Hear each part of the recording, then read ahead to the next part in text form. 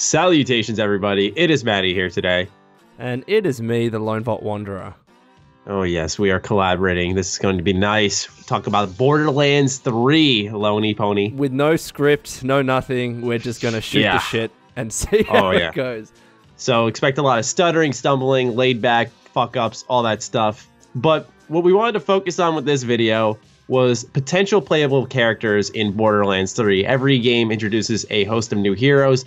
At the end of Borderlands 2's lifespan, we had 6 playable characters. So Lone and I were putting together a list and thinking, what playable characters will there be in the third entry? So Lone, would you like to kick off the list? I would love to kick off the list, and this is one that, as Matty mentioned before this video, almost everyone else has suggested, so it's not an entirely original idea.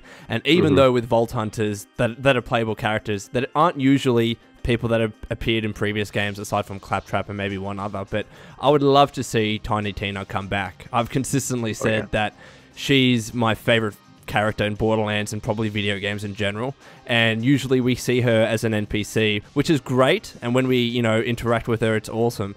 But being able to play as her and have her constant voice dialogues and just jokes and all that crazy stuff she does, that would be so much fun. That's the thing. She'd definitely be that exciting character to have in the party.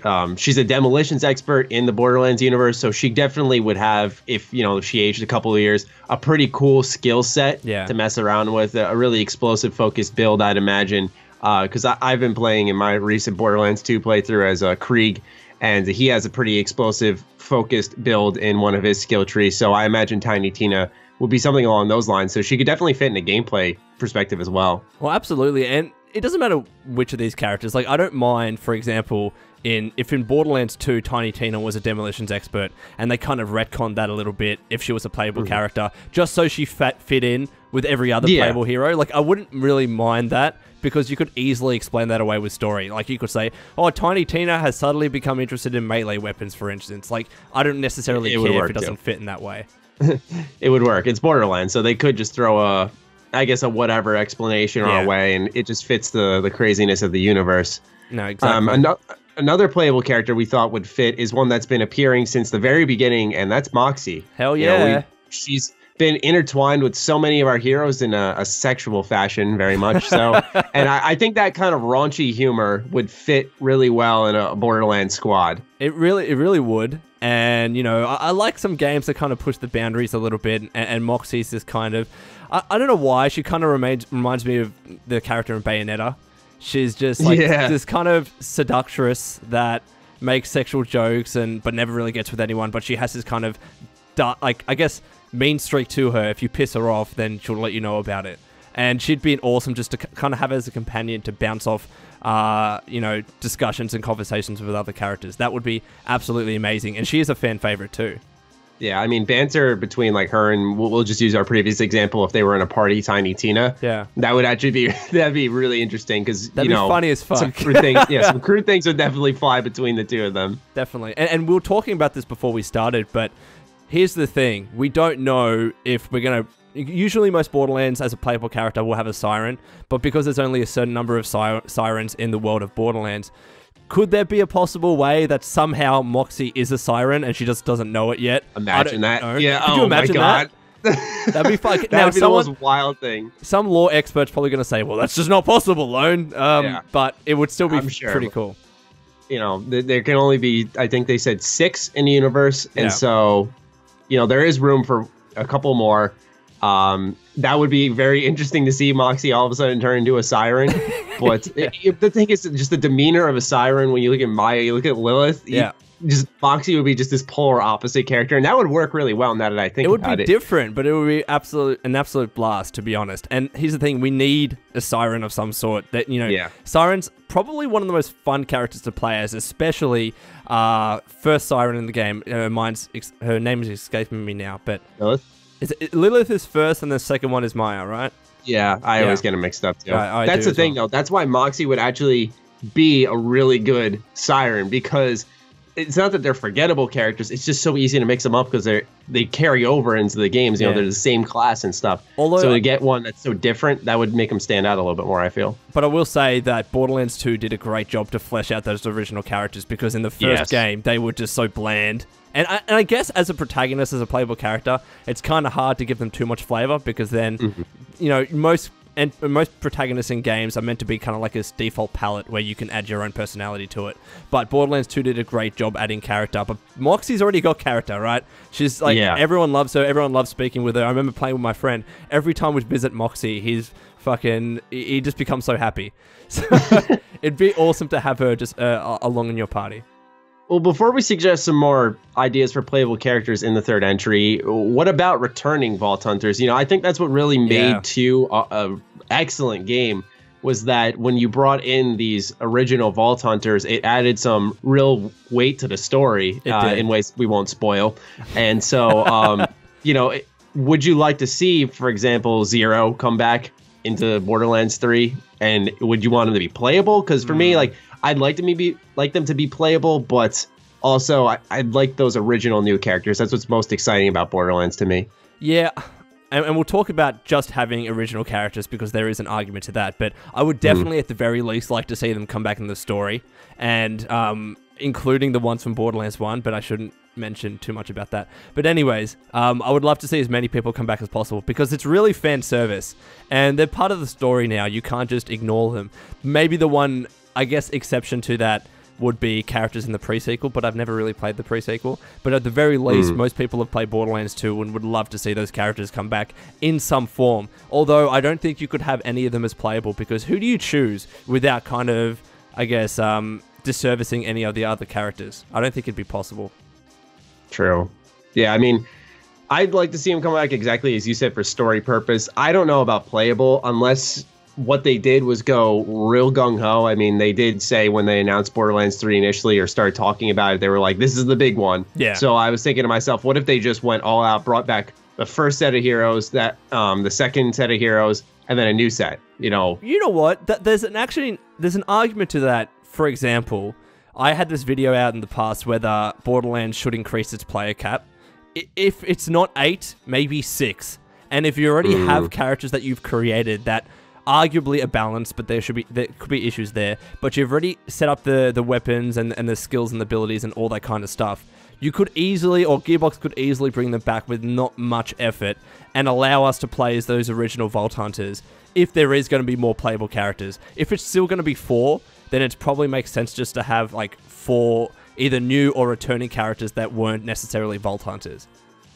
Yeah, I mean, I definitely agree with that. It's also, let's say they utilize, this would be made strictly for, you know, the Xbox One, PS4. So we'd be working with better technology compared to the PS3 and Xbox 360. So we could have more players in the game. That would bring back some of the graphical quality, although I think with Borderlands art style, it wouldn't hinder it too much. Yeah. But I guess then we could look at a trade-off. Would we want more enemies, more gameplay options with 4 people, or we want 6 people playing together? It's already hard enough getting a squad of 4 people together, but I mean, if they went all out with like 6 playable characters, and you could have a 6-man team and go out into an open world and just fuck shit up, to put it bluntly, I think that would be really cool too. And just imagine how hard the enemies become with 6 players in there. I mean, with 4, it's hard enough. You know, usually the enemies scale up pretty tough. It would be fun though. To be honest, it'd be an absolute blast. So I'm not necessarily saying absolutely, like, I'm demanding 4, 6 players or 8 players, but if they try to do 6 at least, that'd be cool. Yeah, I mean, there's potential there, and I think it fits into the idea of them adding more playable characters in general, because 2 ended up with 6, so I don't see why they wouldn't keep the trend going into Borderlands 3. I think that would be a pleasant surprise, because just the natural thought is, who are the big 4 going to be? Like, why not some more? Because replayability is the name of the game with Borderlands 3. It's about those new guns, building new classes, all that stuff. So and here's the thing: I know that there could be a lot of technical issues with increasing the player cap, but it has its benefits. Sure. One, we know that eventually, after a couple of months or whatever it is, you get DLC characters. So even if it's after 1 month after launch or whatever it is, you get 5 characters that are completely like you can play as like there are 5 total Vault Hunters in total. even though there's 6 people and some people are probably going to be doubling up, that'll be fine. But also as well, it just gives you the ability to bring back old Vault Hunters. Because if you need to have completely original characters, if there are 6 people playing and no one can be the same person, for instance, I know that's not technically the rule, but if that's the way you want it, then why not bring back an old character to fill the void? Yeah, no, that's a great idea, because then I could pad it out for more DLC down the line, keep the community active. Because Borderlands is one of those few, I don't want to call it a single player game, but one of those story games that is highly replayable, if you get what I'm saying. Not in the choice and consequence, but just there's so much to it that adding new characters and stuff like that, even if they're old ones, I think fans would happily accept, given that there's not a price tag on them. And we don't want to get too off track on the whole DLC discussion.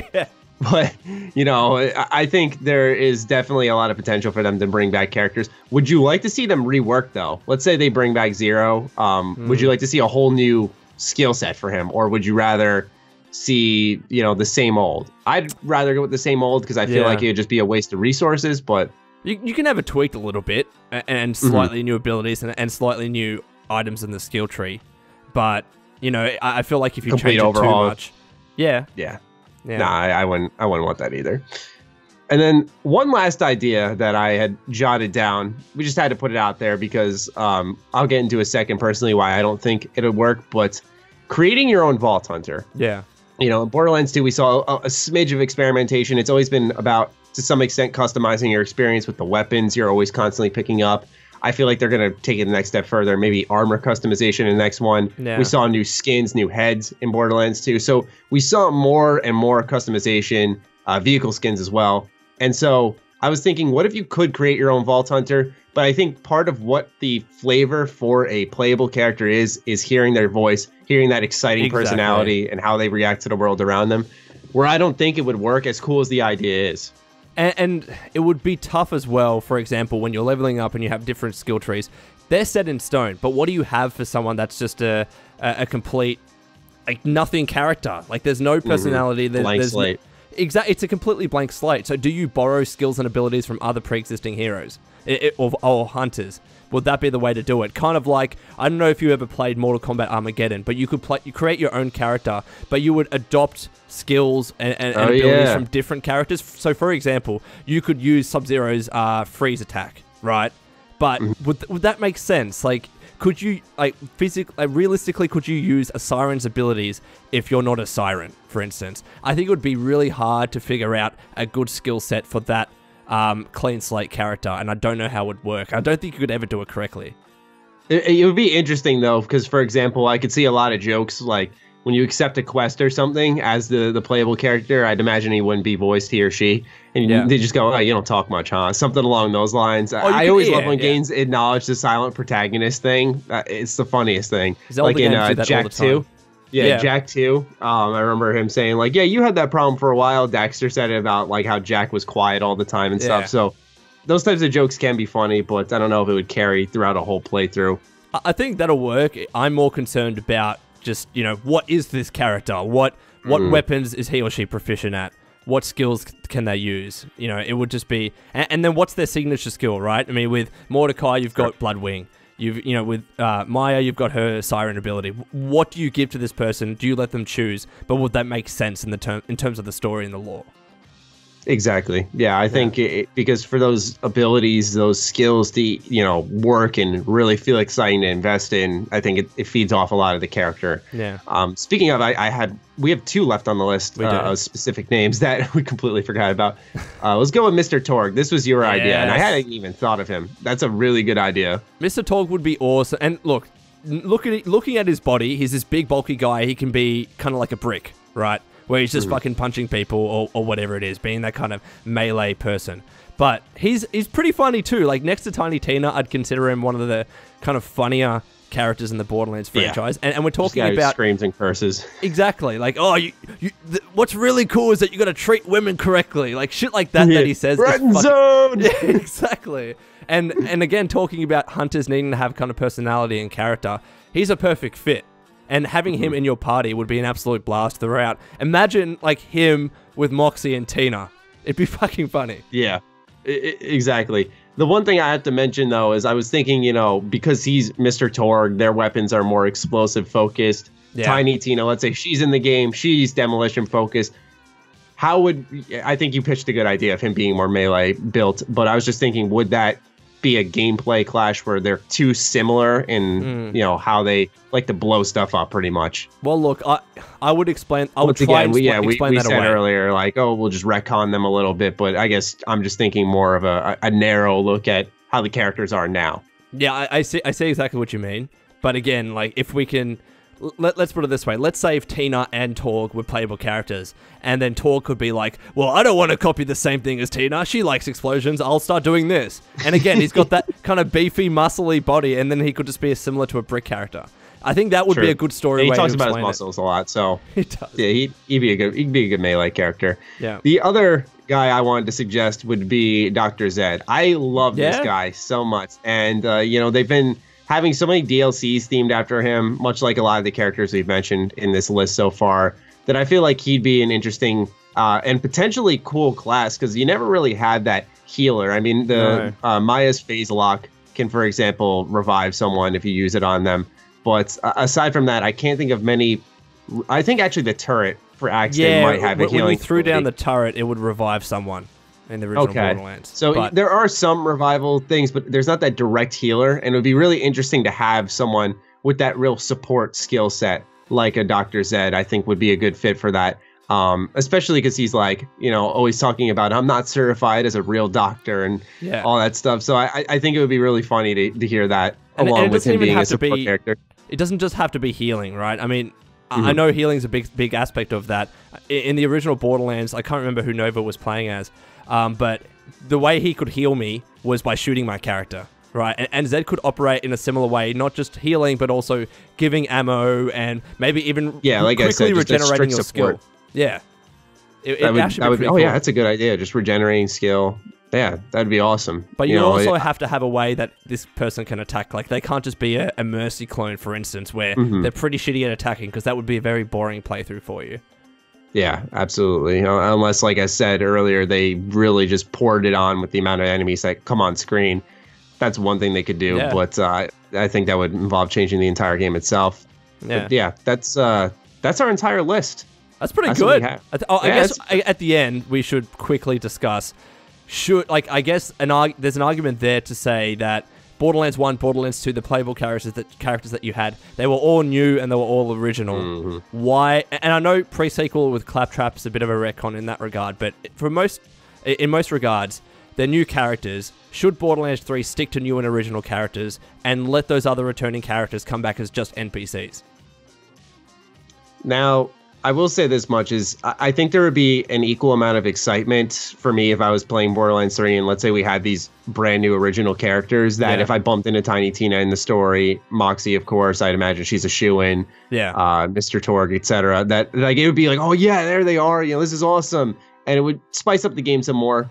Where I wouldn't be too upset if they weren't playable. The only one that really shocked me that if they weren't playable is Tiny Tina. I feel like it's literally on everyone's list. And Gearbox does really well with listening to the Borderlands community. So that one would be the only one that I'd find personally jarring. But I do completely agree with the argument that, they've started off with original characters each time. We fell in love with them for their own reasons as they developed throughout the story. So, but I guess as well with pre-sequel, you had Handsome Jack too, I think, from memory. I never played it. So I no fucking idea. I don't think so. No, I don't think so. It was never playable? I think it was... I thought it was Claptrap, Athena, Sir Hammerlock's sister? I don't... Yeah, you're going to have to check that real quick. I want to check it fucking real time right now.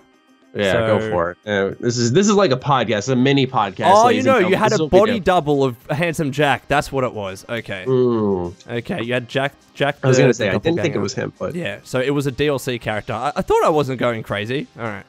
So I guess that's kind of a retcon there too, because he's a doppelganger. He's not actually Jack, but it technically is, right? So aside from him, have the Handsome Jack name. Exactly. Yeah. But for the most part, aside from those two, it's been new and original characters, and I do see the argument there for just having new characters, because when you get new characters, then you can have them come back in the stories for later Borderlands games. And we've seen, I love Mordecai. I love Lilith. In terms of the playable characters, I think is the best. Oh god, yeah. Especially they made in the story. Her so badass in Borderlands 2. She's fucking awesome, isn't she? But so I guess creating new characters creates the potential to have another Lilith personality, like something fun to come back in a later game. The other thing, though, is that then you bring in a whole new cast of characters that has absolutely never heard Borderlands thus far. I'm just thinking, let's say they bring in more in 3. Let's say they are very lovable. Then you have this issue where, like a lot of games nowadays, you have so many good characters that you need to flush out and just not enough room to flush all of them out. So maybe bringing in these characters that have been established as side characters and making them playable. It didn't work out super well in the pre-sequel. I've personally only played 15-ish hours of that game. Like, not enough, and that was way back when it first came out. It just didn't impress me all too much. So we saw what happens when you bring back returning characters and make them playable. You know, how much of an impact does it really have on the experience? But yeah, here's the thing: is that I wouldn't really argue whichever way they decide to go with this. No, I wouldn't. Let's go original. It's like, yeah, definitely. If they were like, let's bring in these fan favorites, I'd be like, hell yeah. So. Not going to argue either side. Or even just have 2 old Vault Hunters have a baby, and then we get the child as the playable character. Oh, that's a good idea. Yes. That would be sweet. Oh, yes. I mean, going back to Mortal Kombat, like, they kind of did that with X, right? Yeah. Yes, they did. Yeah, they do that a lot. That, you know, like, who was Moxie dating in 2? Oh, I can't. Like, Moxie dated everyone, didn't she? Yeah, true. Whoever she was currently dating. I can't remember. I forgot who it was, but yeah, have Moxie have a child with someone. Yeah, exactly. That would be really funny, because then that person would have to grow up, and that would give Tiny Tina time to grow up. Yeah, definitely. Yeah, Tiny Tina has to be in. Like, I think if there's just one returning character that comes back playable, she's at the top of my list without a doubt. It looked like her in that tech demo. Just something about the one side of the leg. I think the pants were up a little bit. Yeah. It looked just. I thought to myself, that's an older Tiny Tina. It just had that feeling. Oh man, fingers crossed indeed. Yeah. All right, well that definitely wraps up everything we had to say, I believe. Yeah, sweet. It was a good video. We're about to record another one on BioShock. Yeah, all right. Yep. We're just rolling into the next one, ladies and gentlemen. So you're gonna get a lot of Australian on my channel, and on Lone's channel, you're gonna get a lot more American, I guess. I don't know. Exactly. But anyway, we hope you guys enjoyed. Let us know if you want Lone and I to talk about anything else in these kind of mini podcast discussion videos that end up going on super long. Yeah, they're always fun. And yeah, Lone, thank you for joining me, and thank you for joining me. Yeah, I was gonna say, I guess I could go the other way because it's gonna be on your channel too. This is the fucking weirdest part. Is like, who closes out the video now? Because and who we were like, well, who starts the video? I'll start the next video. Exactly. We'll make it even. All right, yeah, sounds good. So then. We're going to balance this out. I'll close out your video, so you close out mine here. Alrighty, guys. Thank you so much for joining, and we'll catch you later.